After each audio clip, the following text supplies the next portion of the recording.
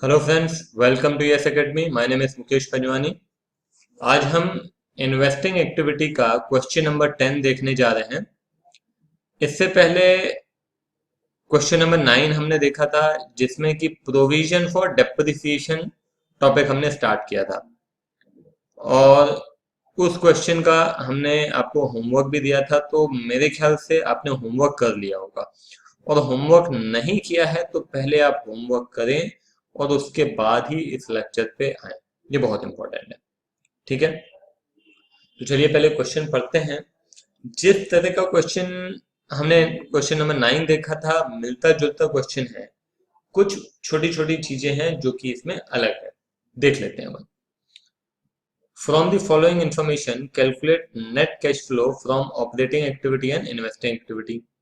सबसे पहले दिया हुआ है प्रॉफिट एंड लॉस, तो ये सीधा सीधा हम मार्किंग करते जाते हैं। O1, O3, O3। ठीक है, फिक्स एसेट दिया हुआ है और एक्यूमुलेटेड डेप्रिसिएशन दिया हुआ है, और इसकी एडिशनल इन्फॉर्मेशन भी दी है, इसलिए हमको अलग से लेजर्स बनाने पड़ेंगे।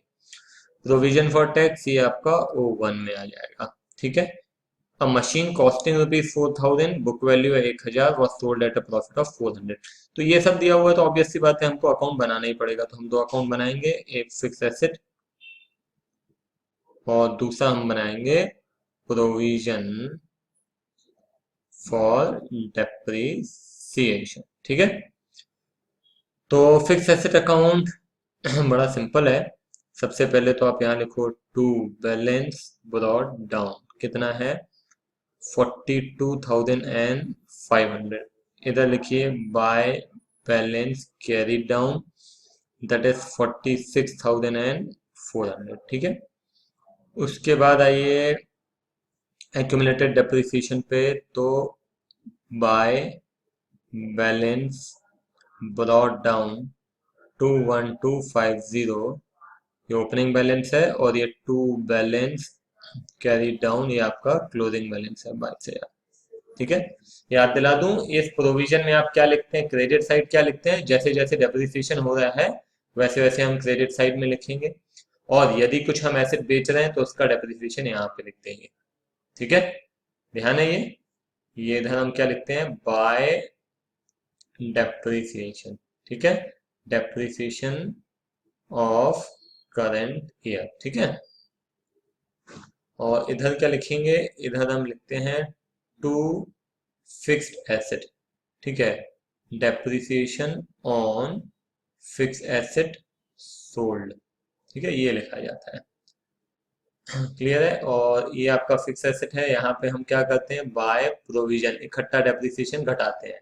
ठीक है, क्या घटाते हैं, इकट्ठा डेप्रिसिएशन घटाते हैं। उसके बाद आपने खरीदा है, बेचा है, वो सारी एंट्रीज आएंगी, टू कैश, बाय कैश। ठीक है, अब देखो क्या लिखा है, अब मशीन कॉस्टिंग ₹4,000, 4,000 की मशीन थी, उसकी अब कीमत हो गई है 1,000। उसको हमने 400 के प्रॉफिट पे बेचा है। फिर से देखो, मशीन कॉस्टिंग ₹4,000, बुक वैल्यू कितनी है 1,000, वो sold at a profit of 400। 1,000 अब उसकी कीमत रह गई है और हम उसको 400 के प्रॉफिट पे बेच रहे हैं, मतलब कितने में बेच रहे हैं, 1400 में बेच रहे हैं। और उस पर डेप्रिसिएशन कितना हुआ है 4,000 की थी, तो 1,000 रुपए यदि अब उसकी बुक वैल्यू है, मतलब डेप्रिसिएशन हो गया है कितना, 3,000। डेप्रिसिएशन कितना हुआ है, 3,000। ठीक है, तो ये हमारा डेप्रिसिएशन हो गया। और बाय कैश हमने 400 के प्रॉफिट पे बेचा, 1,000 कीमत हो गई है, मतलब 1400 पे बेचा। ठीक है, ये आपका प्रॉफिट हुआ, तो टू प्रॉफिट एंड लॉस इधर लिख दिया 400। अब क्या करना है, ये बाय कैश हो गया, बाय प्रोविजन हो गया, आप डिफरेंस फाइंड कर लो।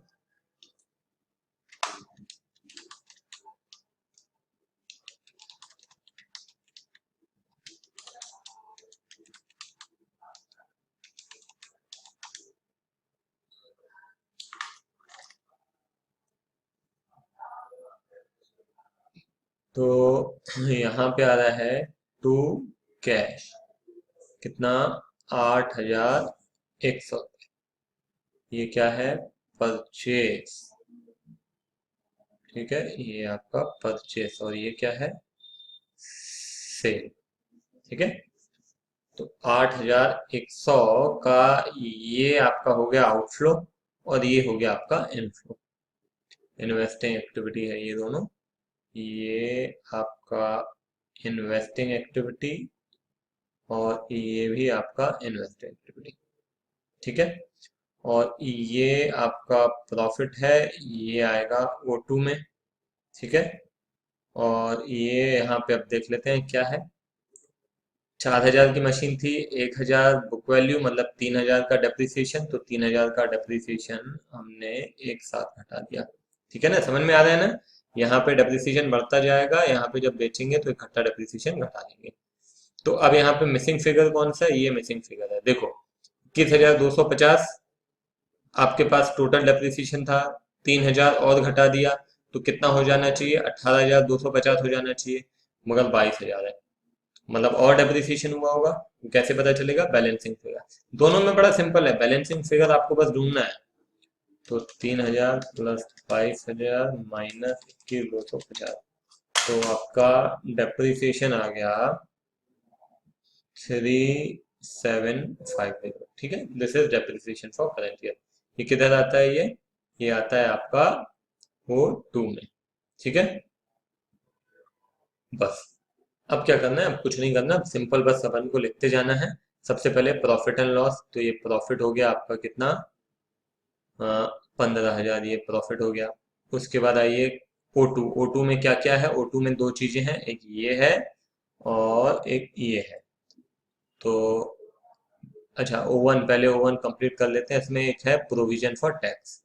प्रोविजन फॉर टैक्स कितना था, प्रोविजन फॉर टैक्स आपका 1,500 है। ठीक है, तो ये हो गया 16,500। अब यहाँ पे आ जाते हैं O2।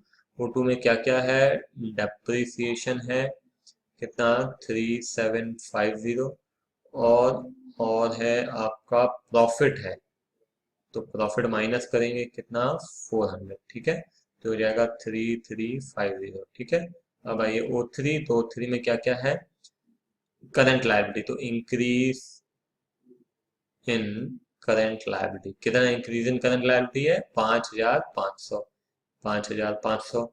और करंट एसेट क्या हो रहे हैं, करंट एसेट भी इंक्रीज हो रहे हैं, तो इंक्रीज इन करंट एसेट कितना है, करंट एसेट